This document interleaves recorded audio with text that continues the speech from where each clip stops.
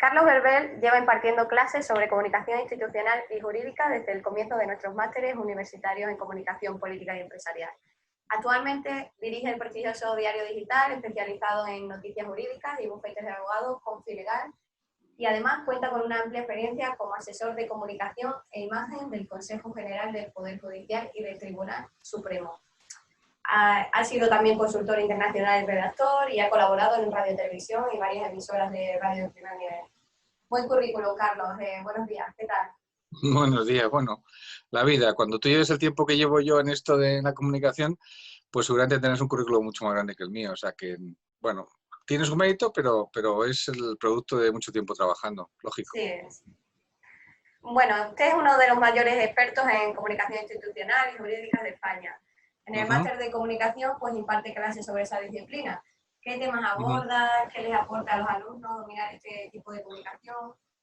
Mira, normalmente abordamos, hay una parte muy importante que es la comunicación desde el punto de vista de la justicia, cómo se hace la comunicación dentro del Poder Judicial y luego después pues cómo se transmite, de hecho, al resto del personal.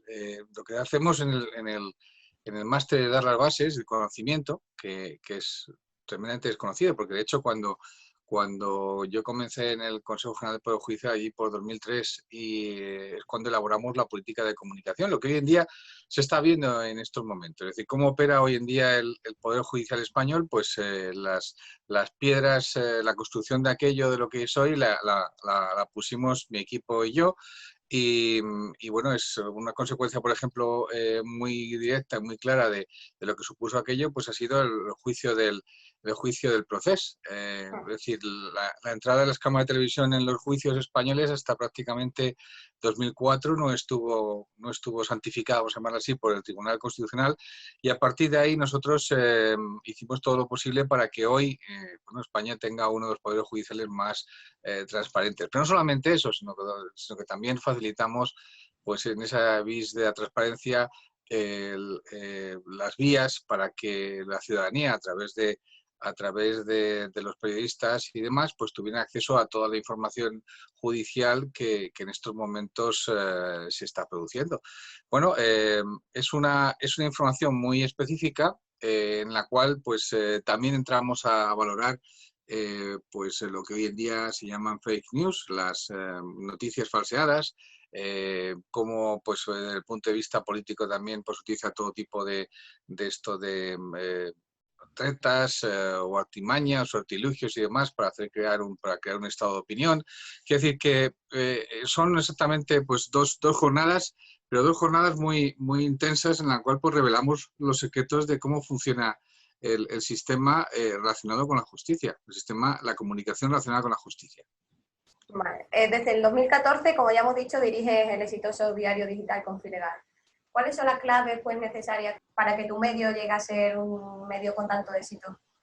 Pues mira, como todo, es trabajo, trabajo, trabajo y trabajo. Es decir, en este mes de agosto me he quedado yo, porque mi gente está de vacaciones, me he quedado al frente del periódico y claro, significa que muchos días pues me estoy acostando a la 1, a las 2, a las 3 de la mañana cerrando la edición del siguiente día. Quiero decir, yo venía cuando hicimos el periódico Yolanda González Vidales, lo que pasó que mi compañero veníamos del Consejo General del Poder Judicial y veníamos con una gran experiencia dentro. Teníamos un montón de fuentes, pasa que era otro tipo de fuente. Pero al final del camino lo que hizo que esto funcionara fue justamente que fuéramos serios en la información que damos, que fuera fidedigna, que fuera veraz y que la gente supiera que lo que estábamos contando era la realidad, frente a otros que se lo inventaban, porque hay gente que se lo inventa directamente. Y a partir de ahí, pues es como arar un campo, es decir, aras el campo, planta, recoges y otra vez, y otra vez, y otra vez, hasta que llega un momento en el cual pues la gente te descubre y bueno, llegas a esto, pero esto no es más que el éxito de Confilegal no es más que el éxito del trabajo continuo. Es decir, esto es como subirse a una bicicleta y darle pedales. Y si dejas de darle pedales, la bicicleta ya no se mueve. Claro. Esa es la clave. Y luego que te guste el tema este de la justicia y que entiendas, cuando te hablan con la gente de dentro, que entiendas de qué va la historia.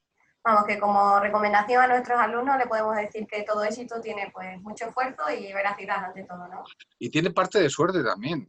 Es decir, Sí, bueno, el éxito tiene parte de suerte y todo influye, claro. a la diosa fortuna, a la suerte le gustan los usados. Entonces, yo muchas veces cuando alguna vez alguno de los redactores me pregunta, oye, Carlos, ¿y esto tal, tal? Digo, mira, el no ya lo tienes. Hemos hablado del Poder Judicial.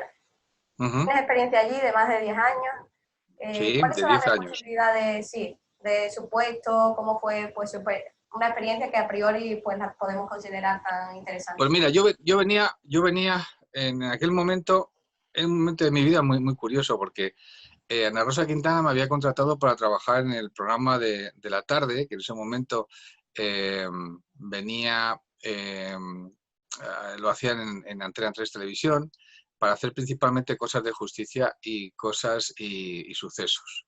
Y yo venía de dirigir durante 5 años un canal de televisión que se llamaba Tribunal Televisión, que era un canal de juicios y de sucesos principalmente. Nos tiramos, pues eso, 6 años en Telemadrid y luego en una cosa que se llamaba Vía Digital. Para los más jóvenes posiblemente no lo conozcáis, pero bueno, o sea, la plataforma de satélite que había antiguamente en los años 90 y luego fue desapareciendo hasta convertirse pues en una fusión con los de Prisa y demás. Bueno, en el 2003 en el 2002 concretamente yo dejé de dirigir el canal, se cerró y entonces, bueno, yo seguí trabajando, dirigí otro programa de televisión en Antena 3 y bueno, y me llegó la oportunidad de trabajar con Ana Rosa Quintana. Yo en aquel tiempo estaba terminando un libro que se llamaba CSI, Casos Reales Españoles, y yo encantado, digo, bueno, voy a ser famoso y ese tipo de historias, con mi buen amigo Nacho Abad.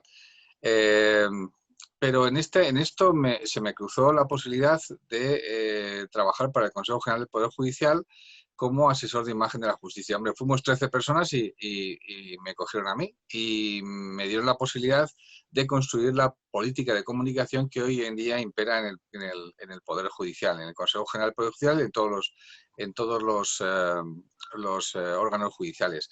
Montamos una red de 18, mejor dicho, oficinas de comunicación del Poder Judicial, que en aquel tiempo no existían. Contratamos a los mejores periodistas de justicia que había en ese momento para dirigir esas oficinas de comunicación. Redacté lo que se llamaba el protocolo de comunicación de la justicia, que hoy en día ya se ha ampliado, y luego pues promovimos el hecho de que las coberturas de los juicios a través de la televisión. Somos el único país, junto con Inglaterra, el único país. En Inglaterra lo permiten en el Tribunal Supremo, que fue creado hace muy poco tiempo, hace como unos 10, 12 años, pero en España el Tribunal Supremo y la Audiencia Nacional, por ejemplo, tienen sus propios equipos de televisión y en el resto de las comunidades autónomas se permite, se hacen acuerdos con las comunidades autónomas para dar la señal de de aquellos juicios que son requeridos por los medios de comunicación. Esto no ocurre en ninguna parte de Europa, no ocurre ni en Francia, ni ocurre en Alemania, ni ocurre en Italia, ni ocurre en Austria, ni ocurre en Noruega, solamente ocurre en España y en parte en Gran Bretaña, porque pensamos que evidentemente la televisión era era una herramienta de transparencia muy importante. Bien, esa fue una de las funciones. Otra de las funciones, pues por supuesto, fue el tema de la segunda parte de mi trabajo allí en los últimos 5 años, pues fueron crear el departamento audiovisual y demás, porque las confianzas cambian. Pero en la primera parte, en esos primeros 5 años, nos dedicamos también a desmontar bombas, a desactivar bombas informativas y demás. En ese tiempo, bueno, pues dotamos al Poder Judicial de un poder, valga la redundancia, que antes no tenía, que era un poder de comunicación, y es la herencia o el legado, o como quieras llamarlo, que dejamos mi equipo y yo cuando nos marchamos en el año 2014 del Poder Judicial, y nos pasamos otra vez al gremio de los periodistas y, como dice algún amigo mío dentro del Poder Judicial, a los asediadores del Poder Judicial. Los más peligrosos, como dicen ellos, porque como conocemos cómo es el castillo por dentro, pues evidentemente pues somos los más certeros. Bueno, no lo sé. La experiencia siempre es un grado, y el conocer el terreno en el que te mueves también es un grado y una ventaja. Fueron 10 años muy interesantes, pero están resultando incluso más interesantes estos 5 años posteriores, 6 años casi, al frente de Confilegal, porque evidentemente lo que damos es una visión crítica de cómo tendría que funcionar el Poder Judicial y qué se está haciendo bien y qué se está haciendo mal. Además, como ya has dicho, has colaborado pues, en medios de comunicación, televisión, Uh-huh. radio y prensa. ¿En qué medio se siente más cómodo y más seguro? A ver, la televisión siempre me gustó muchísimo. Durante el tiempo que estuve dirigiendo el canal, pues presenté un programa de televisión, un debate, está muy bien, es decir, es muy divertido. Pero una vez, a ver, no es lo mismo trabajar, o sea, dirigir una cosa desde dentro que ser colaborador. Colaborador he estado en muchas radios, en Radio Nacional de España, en Radio España, en COPE, quiero decir, en televisiones prácticamente casi todas. Quiero decir que la televisión tiene una inmediatez y un impacto que no tiene, por ejemplo, la prensa. La prensa es para grandes minorías iniciadas. La gente lee todo ahora mismo En Twitter. en Twitter, no en Twitter, en la pantallita del teléfono y demás, y se consume rápidamente. Puede llevarte un artículo pues 1 hora o 2 horas, pero resulta que te lo consumen prácticamente. Bueno, ese día, si tú ves que te ha llegado, pues te das por pagado. Pero realmente la televisión tiene un impacto que no tiene otro medio.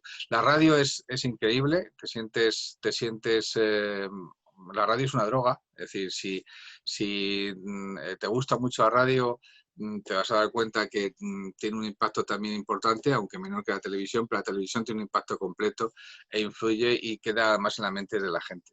Y No la sé, televisión te pone cara, ¿no?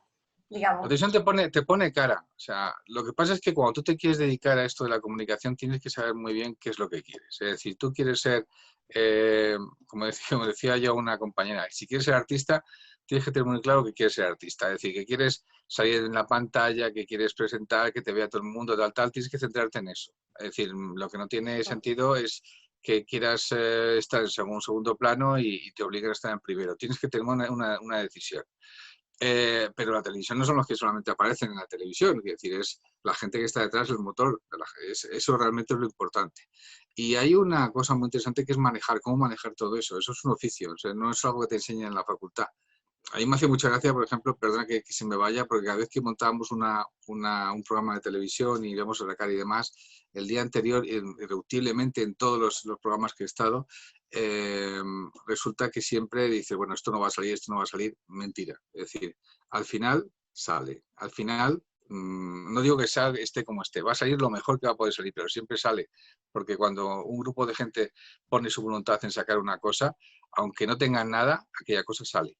Bueno, la cuestión es, ¿cuál me gusta más de los medios? De televisión, radio, de prensa y demás. Pues cada cosa tiene su momento. Y yo he sido un privilegiado porque he podido vivir en todos ellos y ahora mismo en Internet. Bueno, por último, Carlos, ¿qué lecciones de su dilatada experiencia profesional pues aplica a la docencia? A ver, lo fundamental como docente es transmitir aquello que uno ha aprendido a lo largo de su vida. Es decir, a veces aprender una cosa cuesta mucho tiempo. Yo, por ejemplo, siempre eso decía, cuando estaba en el Poder Judicial o ahora mismo, cuando tengo alguna duda, yo no soy abogado, pero llevo tanto tiempo en esto que a veces pienso como un abogado y me entran lagunas. Es decir, sé perfectamente que no siempre los abogados pues lo saben todo, aunque den la sensación de que lo saben todo. Eh, yo creo que lo que nosotros podemos aportar es la experiencia, la síntesis de esa experiencia.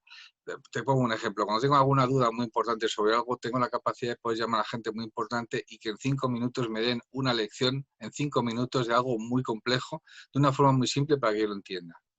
Bien, y cuando termino esas microclases, y cuelgo, doy gracias porque me siento un privilegiado.